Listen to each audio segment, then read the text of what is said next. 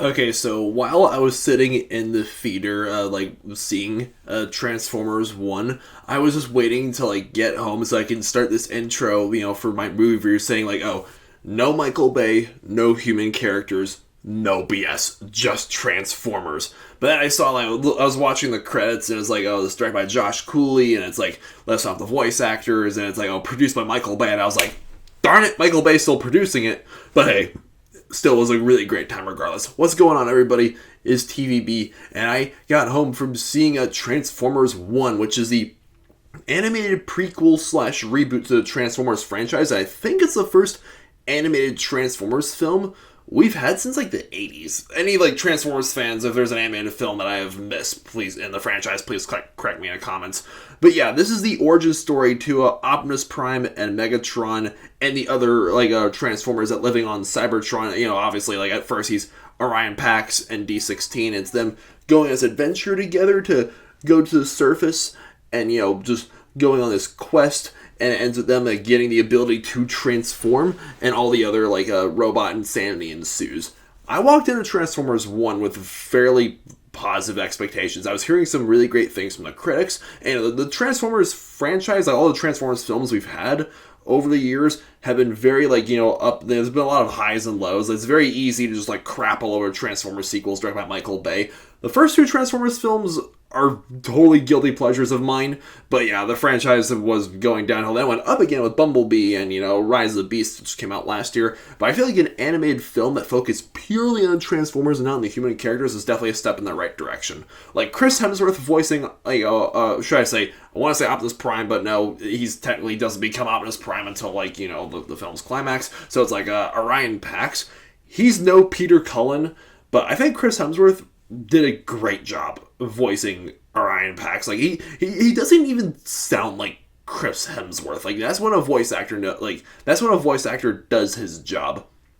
When you gently forget what a performance oh my gosh, I can't speak. Who's voicing the character behind the role. That same thing with Brian Tyree Henry as D16, and you got Scarlett Johansson as Elita 1, who's the female Autobot, and you got Keegan Michael Key as B127, which is also Bumblebee, which this is a great role. Bumblebee gets most, or should I say just B, gets a lot of the funny lines throughout the film. And it's great because we're used to seeing Bumblebee in the live action films as being just radio silent. But at this time, because he's still on Cybertron, he hasn't had his vocal cords removed yet, he's a total chatterbox. He brings most of the laughs out of this film. And Transformers 1, with its PG rating, strikes the balance between action and comedy, with something that the Bayformers films could never do. Do you want to be funny and you want to be serious? This film is PG rated, which is kind of how, in a weird sense, I can't help but see Transformers 1 as sort of the Camp Cretaceous of the Transformers franchise, because we're very used to seeing Jurassic Park and Jurassic World films with PG-13 rating with lots of violence and dinosaurs killing people, just how over the years we as Transformers viewers have gotten used to Transformers being PG-13 with lots of robot fights and people dying on screen and other PG-13 related material. But this ties back that it is more kid friendly, kind of how Camp Cretaceous on Netflix is kid friendly compared to the rest of the franchise, but it definitely knows when to have its darker moments. This is not a hard G rating like a lot of animated films feel like nowadays. This film is definitely darker, and again, without spoiling it, stick around for the credits.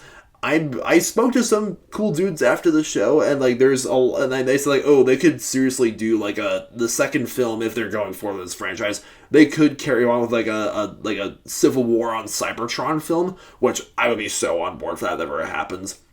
But yeah, if you haven't seen Transformers 1 yet, I really suggest doing so. The animation is very crisp and very solid. It took the original designs from the 80s cartoons to appeal to old fans, and the animation was very slick. It was very bright and colorful. Cybertron just feels alive, and the lore, the world building is very excellent too, as well as the characters and the comedy and the action and the script. This film came together very, very well. My only real complaint is part of me kind of wishes it was longer. I feel some scenes kind of went by too fast, and some jokes kind of dragged on for too long.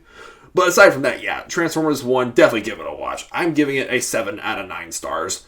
It's a really likable film. Okie dokie, this is kind of the first time this happened in a while. We're having back-to-back animated releases.